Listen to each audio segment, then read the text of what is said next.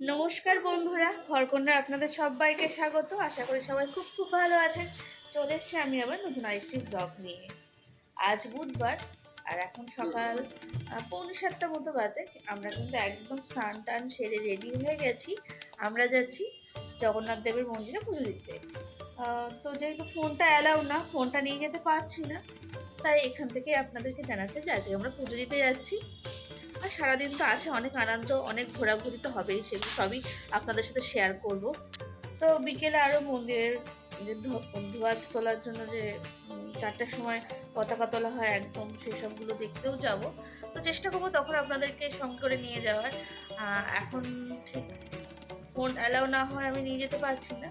যাই হোক, এই দেখুন আমি একদম কিন্তু শাড়ি পরে রেডি হয়ে গেছি। আমার মাও কিন্তু সেম টু সেম, আমরা দুজন শাড়ি পরে যাই। শাশুড়ি মার কালারটা, শাড়ি কালারটা একটু আলাদা, কিন্তু শাড়ি একই, সবাই তিনজনে তিনটে শাড়ি একই পরেছি।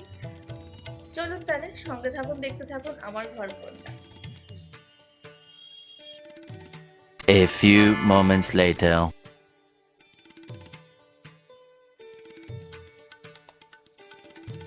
হোটেলের সামনে থেকে অটো করে আমরা কিন্তু চলে এসেছি একদম মন্দিরের সামনে। আর দূরে ওই মন্দির দেখা যাচ্ছে, ওটাই আমাদের সেই আদি জগন্নাথ দেবের মন্দির। চলুন তাহলে আরও একটু কাছে গিয়ে আপনাদের দেখাচ্ছি, কিন্তু ভিতরে কিন্তু ক্যামেরা অ্যালাউ না থাকায় আপনাদের কিন্তু আমি দেখাতে পারবো না। জগন্নাথ দেবের মন্দিরে তো অনেকগুলো দরজায়, আপনারা জানেন অনেকগুলো আছে, অনেক জায়গা দিয়ে প্রবেশ করা যায়। তো আমরা যে দরজায় এই মুহূর্তে উপস্থিত হচ্ছি বা যাচ্ছি, সেটা হচ্ছে সিংহ দুয়ার, যেটাকে বলা হয় মেন দুয়ার বা সিংহ দুয়ার। A few moments later. মন্দির থেকে ফিরে এসে খাওয়া দাওয়া সেরে রেস্ট করে বিকেল বিকেল চলে এসেছিলাম মেলাতে। কিন্তু নিজেদের কেনাকাটা শপিং কিছু থাকে, সেগুলো করতে করতে আর ব্লগের ভিডিও আবার করা হয়নি। যাই হোক, এখন তো দেখতেই পাচ্ছেন সন্ধে হয়ে গেছে। আমরা একদম সি বিচে আছি, আর প্রচুর প্রচুর দোকান, প্রচুর সুন্দর সুন্দর খাবার, প্রচুর জিনিসপত্র কেনার আছে এখানে। আর দেখছেন কি সুন্দর এই উটগুলোকে সাজানো আছে। তবে ওদেরকে দেখে বড্ড মায়া হচ্ছে, সকাল থেকে সন্ধে সব সময় এইভাবে ওরা চড়ে বেড়াচ্ছে গরম বালির উপর দিয়ে। আর মানুষজন তাদের উপরে উঠছে, সত্যি খুব কষ্ট লাগছে। তো বড়বাবু একটু গেছিলো সমুদ্রের ধারে, তো আবার চলে আসলো। আমরা কিন্তু এই চায়ের দোকানের সামনে যে বেঞ্চগুলো থাকে সেখানে আমরা বসি একদম। তারপরে কিন্তু আমরা এখানে বসে বসে অনেক রকমের ভাজাভুজিও খাচ্ছিলাম। বেশ ভালোই লাগছিলো, সমুদ্রের সুন্দর সুন্দর হাওয়া আর সাথে কিন্তু ভাজা ভাজা খাবার।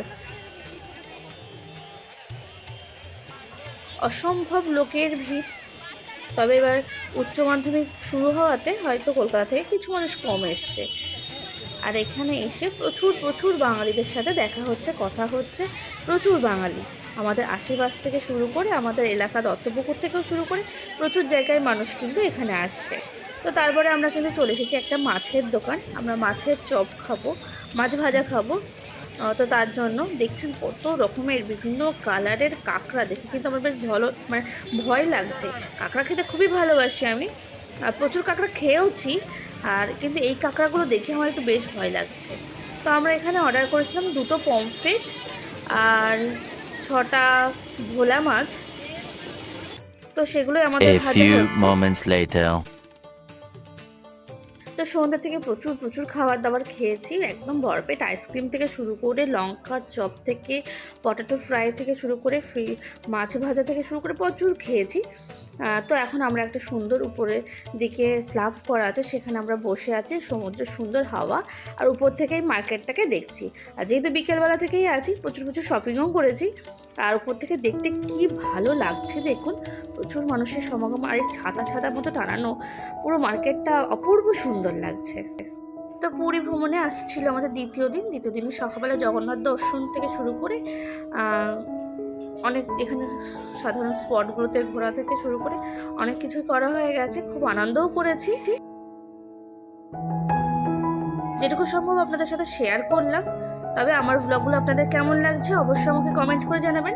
ভালো লাগলে অবশ্যই একটি লাইক দিয়ে দিন। আর যারা যারা এখনও সাবস্ক্রাইব করেননি অবশ্যই সাবস্ক্রাইব করুন আমার চ্যানেল ঘরকন্যা। শুধু আমার ইউটিউব চ্যানেলই নয়, আমার ফেসবুক পেজ ঘরকন্যাকে ফলো করতে কিন্তু একদম ভুলবেন না। সবাই সুস্থ থাকবেন, ভালো থাকবেন। পুরী ভ্রমণের তৃতীয় দিনের ব্লগ নিয়ে কিন্তু আমি চলে আসবো আবারও। দেখতে হলে কিন্তু অবশ্যই চোখ রাখতে হবে আমার ঘরকন্যাতে। সবার ব্লগগুলো ভালো লাগলে অবশ্যই কমেন্ট করবেন।